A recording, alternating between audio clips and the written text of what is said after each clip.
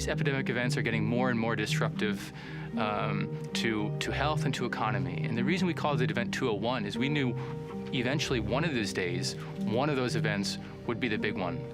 And that big one would really challenge our capacity to respond. And to respond to the big one, we do need to have all hands on deck.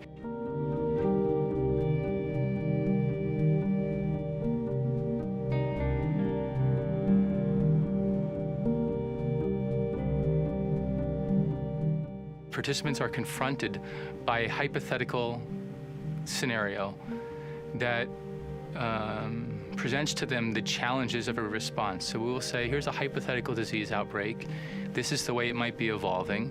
And these are some of the challenges that you'll see that you'll have to address to address the disruptions that you're seeing to your healthcare system or to your organization.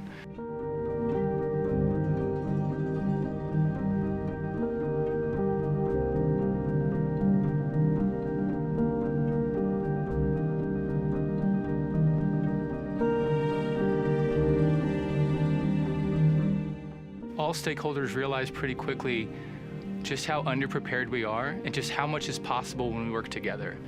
And that the individual actions of any government or company won't add up to a proper global response. I think if we're honest with ourselves, collectively, the international community has never done enough to respond to global health security challenges.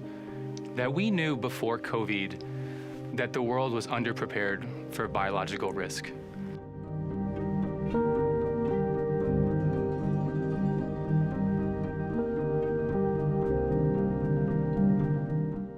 When we walked into the room in New York, if you would have asked, do you think the world is prepared for a pandemic?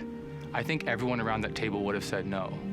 But it's when they walked out, I think it's when we really knew that if we are going to get ready, we need to have operationalized and integrated public-private cooperation that we haven't seen before.